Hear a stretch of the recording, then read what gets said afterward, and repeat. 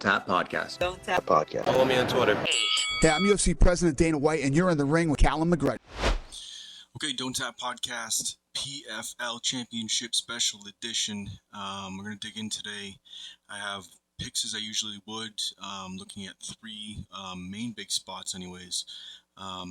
We have a parlay, we have a dog, we have a prop, and I'm going to touch on first the championship, or the main event. Well, they're all championships, but the main event, which would be OAM against Clay Collard. But before I get into that, quickly, now, obviously, upon recording this, Bellator and PFL are officially, I wouldn't really call it a merger as much as they're absorbing Bellator. Initially, it looks like they're going to probably play out a certain amount of Bellator cards and probably build some storylines or do what they can to build up certain fighters in order to be able to bleed them over into the PFL, into tournaments. It's going to be interesting to see how long they can run that for. Is it going to be like a WCW, WWF sort of storyline, bleed over for a little while? Very interesting. I'm interested to see all the matchups. I'm interested to see who maybe jumps ship when this happens in this merger, because there's probably going to be a lot of money thrown around, and it might be hard to walk away from. I know Patchy Mix, and congratulations to him on winning the Bellator Grand Prix. Patchy Mix has even said, he doesn't necessarily need to jump ship to the UFC. He's happy with sort of flying under the radar in that second, promotion and making that money. So anyways, definitely interesting. And Rafi and Stotts, congratulations again. I know that we're pretty happy for you. So let's move to the PFL card. We have OAM going up against Clay Collard. For me, OAM's likely going to be going into a parlay, but I could see him either, if you can get like a probably round 5 decision, that would be the way I would look at this one. I think Clay Collard, where I see this fight playing out is, and you saw this with Shane Burgos, who was able to sort of chop away at that leg. And multiple people have done this to Clay Collard because he's pretty heavy on that front leg with that boxing style. But he's relentless, and he'll fight you on one leg if he has to. And I think what's going to happen is you're going to see OAM chop away at that leg, and it's definitely going to, it's just a matter of time. I think he's going to start landing that, and it's likely going to be a late finish. But I wouldn't be surprised if Collard went all the way and we saw a decision. If we look at OAM, his record 25-0.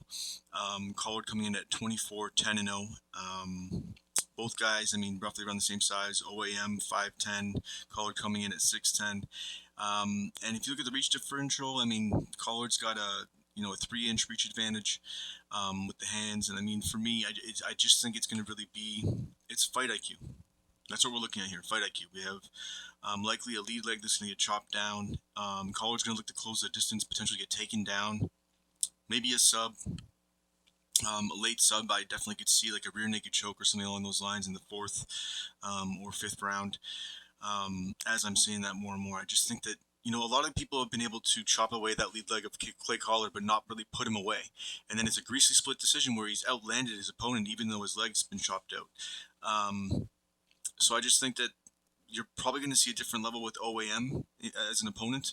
I think he's going to be able to take him down and take advantage of the lead leg when he takes it out. And I know that I can only imagine that's got to be the game plan. If not, even just take him down really early and just exploit that disadvantage on the ground. So give me OAM. If you look at the lines, there's not really... Let's take a look. You know what? I'm talking about the idea of a late finish. So let's see what the under 4.5 looks like. Minus 100. Man, I like that. I think that might be a spot I actually even add to my card. Under 4.5 rounds, minus 100 right now could be had at Pinnacle. I like that because I think that a lot of people will expect the durability of Collard to go the distance, but what you find is when there's a little bit of a levels thing against some of his opponents, Shane Burgos is really solid. That even with the Burgos, I'm not... he's at a level, his wrestling's solid, his stand-up is very solid, and, he was touted big going into the PFL, and I just sort of saw holes in that when he was going in. A lot of the guys at the PFL will be able to beat him. He's not top 5, in my opinion. OAM is, and I think that, in the right circumstance and the right matchups, at least in the PFL, OAM is definitely top 5, and I know people are going to criticize me for saying Burgos is maybe not top 5 even in PFL, especially now as the influx of talents coming in. I just don't know. I don't see it. I think he's top 10 for sure. It's no disrespect to him. He's an amazing fighter. But I just think that now fighting OAM, he's going to be able to exploit things that Burgos cannot. And I think that that's going to be the difference in this one. I think that OAM is going to be able to potentially get that submission. Um, if we're going to look at that submission prop, actually, let's mess around with this. Like I said, I like the under 4.5 at -100. But if you were to take OAM wins in round 4, wins in round 5, plus 100, plus 1,000, plus 1,400 for round 5. If you want to get crazy with the submission as well too, you can do that. OAM by submission right now is plus 230. I'm talking this one out as we go.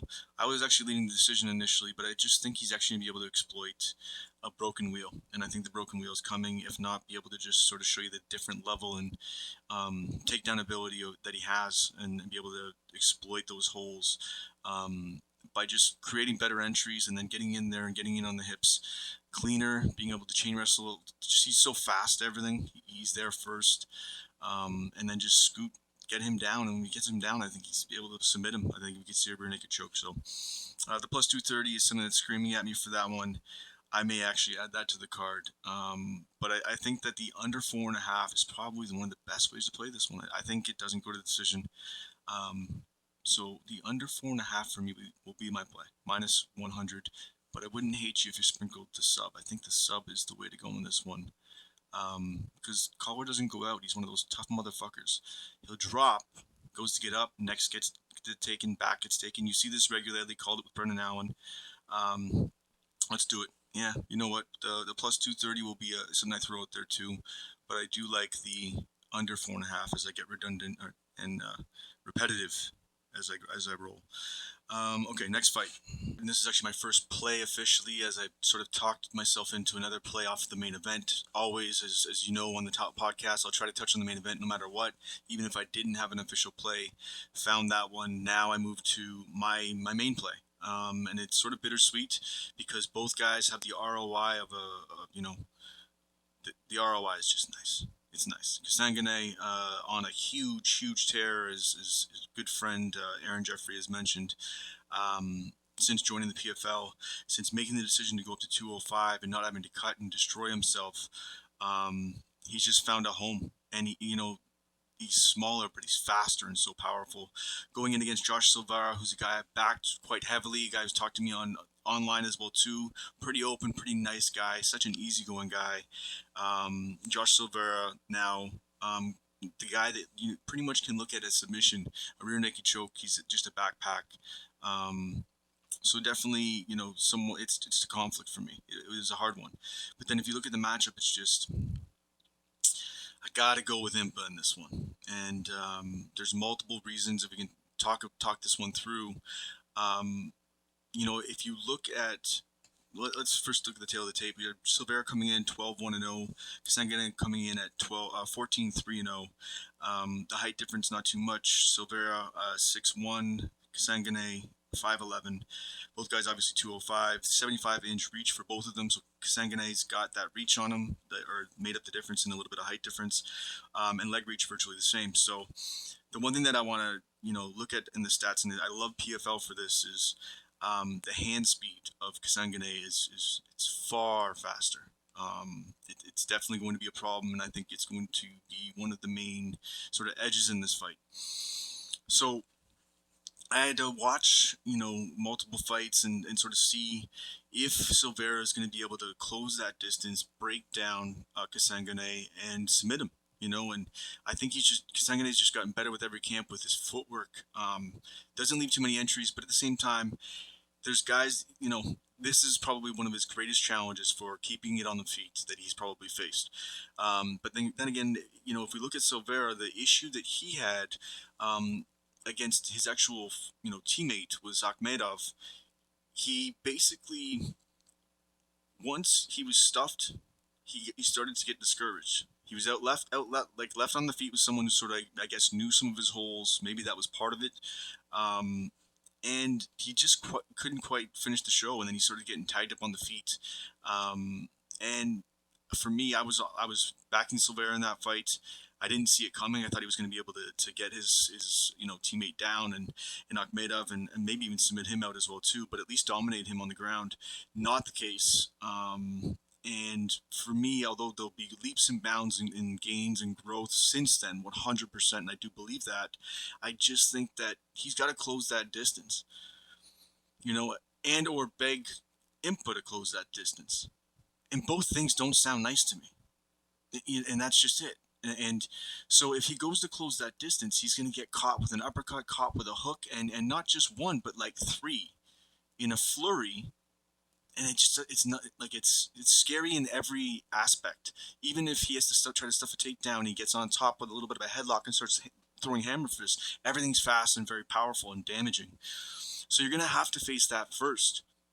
So if I'm looking at win conditions, I'm looking at a sub versus a KO. The KO has a chance first before the sub does, and I'm not saying that's a marker. It's just, do I see Silveira really being able to close that distance? Well, he runs a kicking game and sort of stays on the outside and waits for sort of a mistake or an opening. But if he runs kicking, any kind of kicking game, Impa's going to start timing those kicks and start landing big shots. And he just closes distance so fast. And I mean, I guess that's where Silveira is going to have to sort of bite down on his mouthpiece and just get in on those hips, like maybe a blast double. But I don't know. If you look at it, like even with talking with Aaron, and you can see it on Impa's page, but I mean, he's been training with, GM3. So he's in there with some of the top guys. He's in there with Brendan Allen. He's in there with, even Jason Jackson, who just won the Bellator title. And I know that's more hands, but, he's in there with some of the top guys right now training, and Aaron Jeffrey, who's in there just trying to drag him down to the mat every day. So they're investing time with him. Gerald Mearshart, a guy on the ground, probably one of the trickiest guys on the ground. So someone to try to emulate Silveira on the ground, very good person to have in that situation. Having Aaron Jeffrey try to drag him down the cage and drag him out, that's what you want, man. You want some of these guys in there. Marc-Andre Barrios, like there's that room is full of high quality guys. So yeah, and Brendan Allen is possibly, man, that the ceiling now is just getting higher and higher for him. So just to be in that room, and now he is now potentially chasing greatness in another championship belt. It momentum is real. It really, really is. And not to take anything away from ATT and where Silveira is at, and not to take anything away from him, but I just think that he's going to get caught at some point. Like it's just going to happen on the feet. This is not close, I don't think, and I think a lot of people are making it closer than it actually is. Although Silveira's striking is pretty sound, it's just not the power level. The power difference is just not the same thing, and it's not like Kusangane is just this big looping puncher. He has some tight, fast flurry combinations. It's scary. So I give me Kasangana. I already put the play out earlier in the week, and it will be just on the YouTube channel moving forward. You'll see the actual early card come out. Well, you'll just have a card ticket saying what my plays are early. Kasangane minus 160 money line was my first play. Kasangane KO plus 165 my next play. I just, I like I said, love Josh Silveira. I just think that even if Kasangane gets taken down, I think he's going to be able to get crafty enough to get back to the feet or even work it off the cage if it only gets there. And it's just going to be up to Josh Silveira to really be a smothering like that. He's going to have to go for that in the takedown, and that's it. Because if we're looking at striking, it's just Kasangane is a sledgehammer. Having that extra weight on, not having to cut the weight, it just proved really well worked really well for him. So give me Impa Kasangane as my main play of the week. Okay, next play that I'm going to take a look at is one that some people may not want to jump on right away, but I think we forgot who this woman is. It's Kayla Harrison. Lines, obviously pretty wide, and obviously, she used to be minus 2,000 or whatever the fuck it was back in the day. But we got Kayla Harrison coming in at 15-1-0 against Aspen Ladd, 11-4-0 on short notice.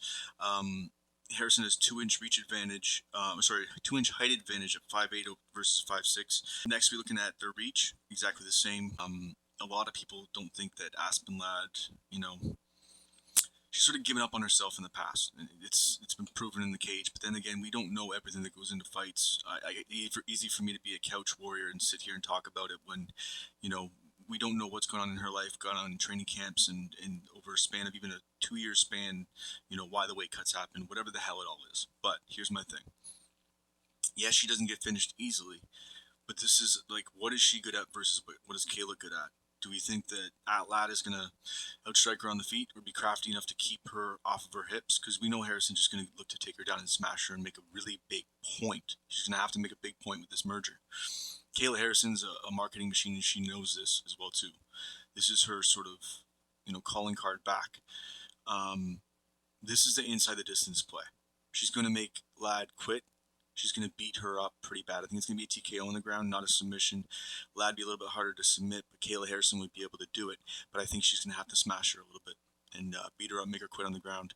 We're going to look at Kayla Harrison TKO, but Kayla Harrison inside the distance to be safe is minus 150. Some people might say that's chalk for a finish play. Not for Kayla Harrison, I'll take it. Minus 150 Kayla Harrison inside the distance. If you look at this prop play, it may have changed a little bit in the line. Let's see where we are just to double check to make sure, but minus 150 Kayla Harrison inside the distance. I don't know. It feels like a no-brainer to me. Maybe I'm sort of fading Aspen Ladd a little bit, but I don't think so, man. I really don't. Yeah, I mean, she's minus 1,000 now. So maybe the inside the distance has now gone up since I posted it. Harrison, inside the distance, minus 180. But that's going to be the advantage to getting on the YouTube. You guys got to start, you know, anybody listening that's not, you know, if they're on Instagram or whatever else or wherever else, you got to like, share, subscribe. I'm going to start really pushing things towards the YouTube page. And this play, amongst everything else, has been out on Twitter earlier, out on Instagram earlier. But for now, what we're going to look at is, you know, it's changed to minus 180. I'm still with it. I'd still throw money on that chalk because it's just she's going to finish her inside the distance.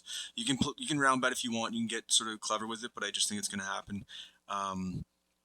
So for me, give me Kayla Harrison. The initial play was minus 150, and that was posted a little bit earlier in the week. Okay, so next play will be, we're going to take a look at a fight that's happened twice already in PFL. That's not a secret that, you know, this is something you're going to see pretty regularly over the course of a certain amount of years. If you're fighting in tournaments, you're going to see guys multiple times. Chris Wade, in the first match, fought Bubba Jenkins and surprised him. Was able to be the underdog. We were on that play. And Chris Wade was able to beat Bubba Jenkins. Not so much the second time around. And there was a difference in the fight, you know, pretty obvious one, actually, if you look even at just the stats. If you look at Wade in the first fight, he was able to, A, when they were on the ground, attack more submissions, and then B, he was able to actually land a lot more on the feet and was a lot more, you know, a lot more active. And, you know, with these guys fighting so much, you never know if guys are fighting with injuries. You never know what happened last fight. And, you know, as much as I can play on that idea and a whimsical thought and try to go for, you know, Chris Wade as a dog, I just think Bubba Jenkins, who upped his volume on his strikes, who got better at his striking.